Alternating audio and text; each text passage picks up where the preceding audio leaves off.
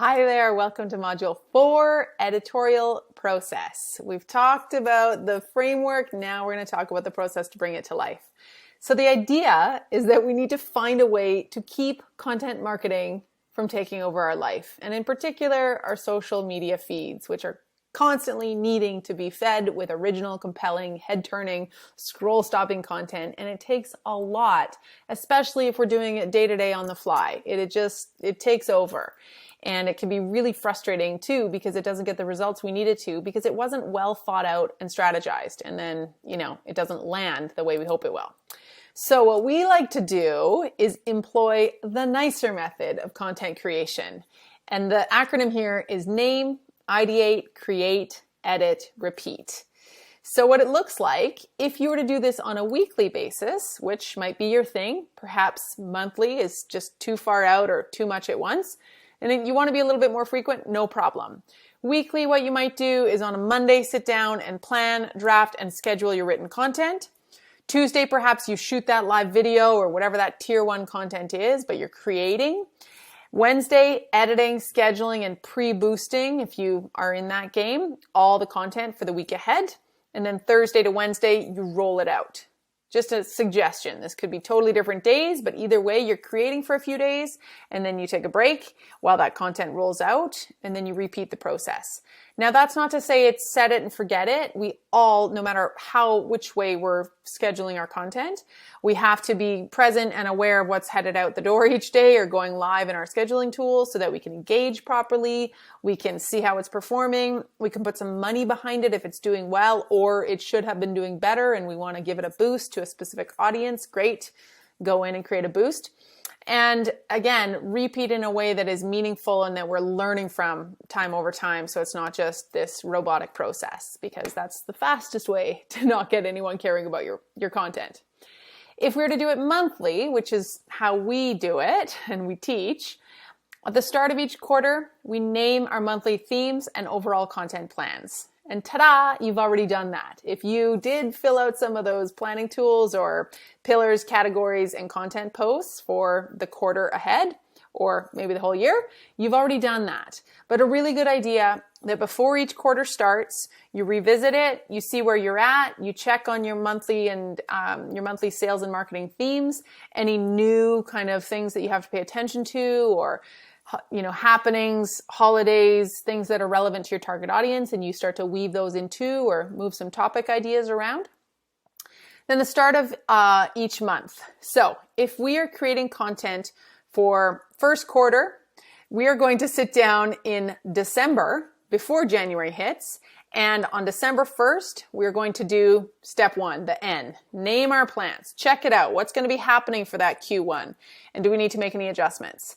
Then the first week of December for January, we ideate. We take those just topic ideas and we really now flesh them out. Give it a bit of ideas, some thought bubbles around what's that blog post going to be? Who's that guest going to be on my Instagram live? What kind of topics can I bring in to these social media posts or whatever it is. Then we go away. We now have a bit more of a fleshed out idea. Maybe we've written the script or we've gotten the blog post started.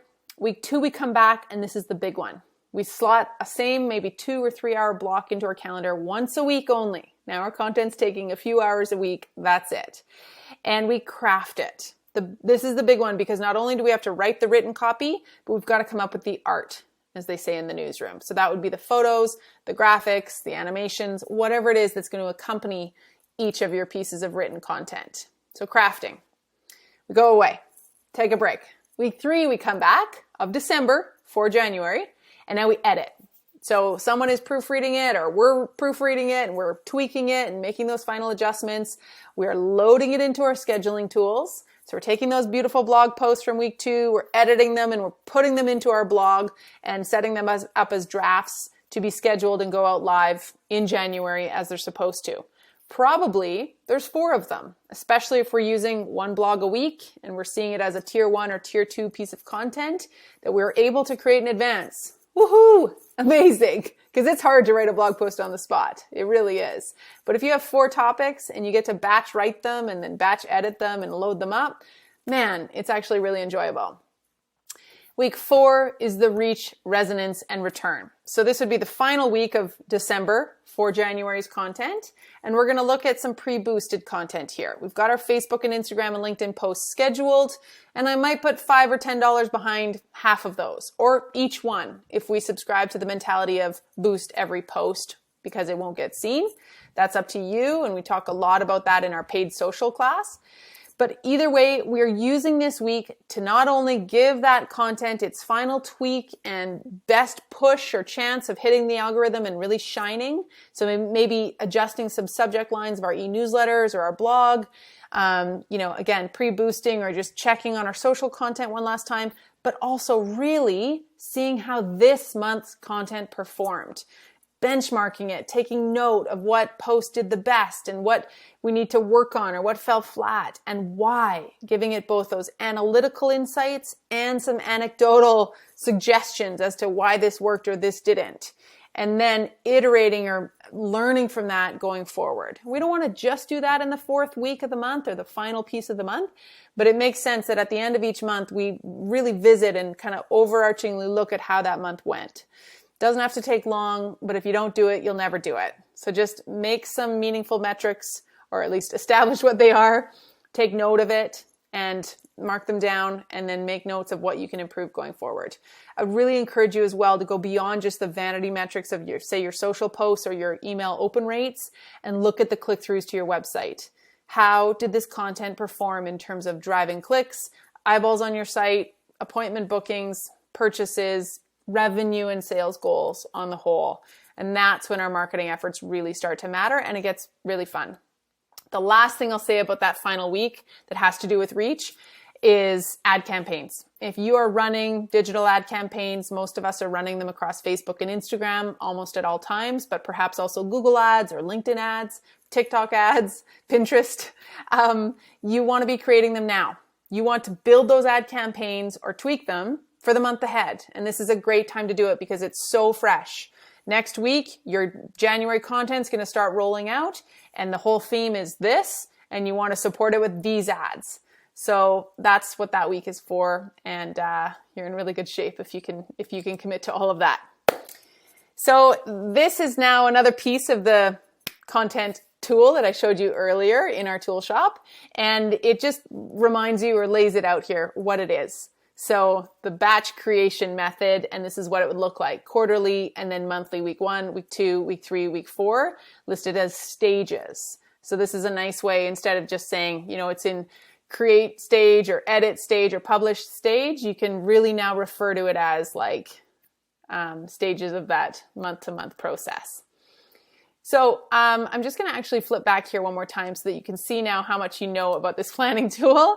There's a lot there that we've now covered. If you look at those columns on the left, you can start to see how this is literally the content formula, and it's your content marketing strategy written in 4 columns. Forget the post topics. Don't worry about those, but just look at those 4 that establish your pillars, your categories, your posts, their frequency, the weekly schedule, and then what the process is monthly or weekly in advance for getting it done. And I can tell you, once you start to employ that N.I.C.E.R method a month in advance, as we have for a long time, man, it's so satisfying, and it's really fun, because then when January hits, you get to start thinking about February, and you get to watch January's content roll out and feel really good about it. And it's like, now I'm on to thinking about the next month, and it's so strategic. And again, it's not taking over your life. So a little bit more information here for you about what those weeks would entail if you're following our method, and just essentially what goes into each of the stages, from ideation, as we said, week 1, to create and curate. Curate being, of course, where you're gathering imagery and assets. Create being more so around the writing side, we like to think of it, but whatever it is that you're curating, maybe it is actual shot photography, or you're pulling together your photos from batch shoots you do every quarter, which is a really great idea, or stock, or again, graphic assets from your graphic designer, etc. But you're going to know exactly what your needs are too, which is so fantastic. You should be able to say to your graphic designer who's working at a very affordable batch style rate, working with your pre-established templates, perhaps in Canva. I'm not trying to belittle them or work them down. I'm just saying that if you give them consistent monthly contracts and you can have it very, very just economy of scale in terms of what you need from them, and you give them your topics in advance, generally we find that our graphic designers can create the content quite quickly, and they can pull it from our existing imagery. So half of it's photography and half of it's new graphic assets, like little memes or whatever it is, an animation or something. Edit and automate, you get the picture. And then finally that reach and return week, which is so important if we really want to make sure that our content's going to get seen by fans and non-fans alike. We're boosting, we're creating ad returns, and we're sure as heck paying attention to how it's performing, both organically and paid. A really important note here, this entire process, let alone this entire course, is so much about consistency. And if the frequency or the volume that we've talked about as examples here is too much, cut it in half. Cut it in half by 90% or cut it back, because you can always add on. But the worst thing is to go in and feel totally overwhelmed, and I'm telling you, you will not go back. And this is where we fall off. We fall off for months and weeks at a time because, we were supposed to create 42 pieces of content this week, and I tried and it worked for a week, and then I fell off entirely. It was great for that 1 week, but I couldn't get anything else done. We've all been there, and it's really hard to jump back in. So start with like one Instagram live, or if that's overwhelming, one blog post that you dictate into your phone and then transcribe it and you start to edit it and you've got a blog post. One blog post twice a month, and maybe 10 social posts per week, or 5, whatever you can handle.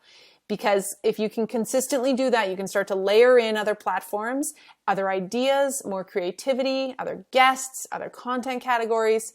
But start where you are, and then find something that is sustainable. Find your sustainable plan, and then go from there.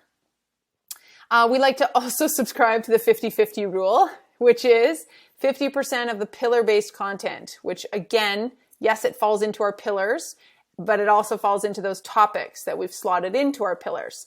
The other 50%, or maybe 10, but it's up to you, is the other stuff that we need to know about your business. In fact, filler content could be an entire content pillar on its own. So you've got your key, product-based or emotionally driven pillars. And then instead of that promotional pillar as your fourth, maybe it's the filler. It's the other stuff that you need to talk about, or past stories, or whatever it is. But it doesn't all have to be so focused on a specific topic or pillar. You get the idea.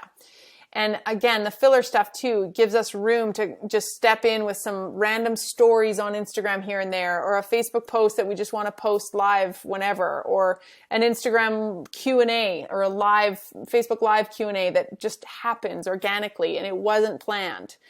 So you can think about it as 50% scheduled, 50% live as we used to.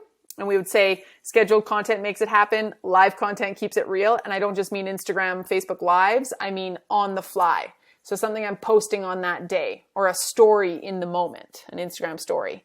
But now we say pillar and filler, and we aim to schedule as much of it as we can, aside from a live video.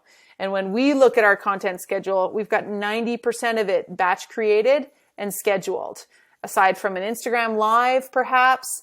And this is because our keystone content are videos that we've shot in a batch shoot a month in advance, 4 in a row, and then we can use those as our Monday keystone content.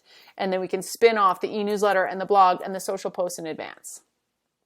So, whatever that looks like for you, awesome. But don't overwhelm yourself. Start where you are and grow from there. Your exercises for this module, and then we only have one more to go, you're doing great, are to declare your monthly content themes, goals, and overall plans for the quarter ahead. If you haven't already done that, but this is going to get a little more specific. And then the content map. So this is a month in advance and a month at hand glance all in one that is going to hopefully serve you really well. So let's see what those look like. First of all, the quarterly content plan is where we're naming these monthly themes and the content plan for which quarter. So what are our goals for these next 3 months? And then what are those themes or objectives? And you might have all 12 ready to go, or you might just want to label a couple here, totally up to you. And then the month in advance. So this is where, and you could do this again in Trello if you're using the calendar view, or perhaps some other scheduling tool if you want. But if you were to create or use something like this, you're more than welcome to create additional pages or copies of the pages that you have in the PDF. Make 12 of them or make 3 of them if you want. And then you're going to slot in here when you're publishing your content. So the gray ones in the top line is next month's content. So I know that on the first of every month, or the first Wednesday, so I got to write it in there, it's, create day. And then the second Monday is, the first Monday would be ideate. So flesh out those topics for 2 hours. Week number 2, the C, create and curate. Week number 3, edit and automate. Week number 4, reach and return. Ad campaigns, boosts, analytics. And then in the white space, this month's content, I've got to be aware when my e-newsletter is going out, and when my blog posts are going live, and when my Instagram lives are happening. And I need to be able to see both next month and this month all at a glance. Maybe you want to drop in the subject lines in there. Totally up to you. Okay, great job. We have 1 module left. We're going to look at some automation tools, just a little bit deeper than what we've already talked about, including the ones that would receive our beautifully written content posts and push them out live for us as we happily sleep or drop our kids off at school or head out for a drink with our friends and just, sit back and relax. I will see you there.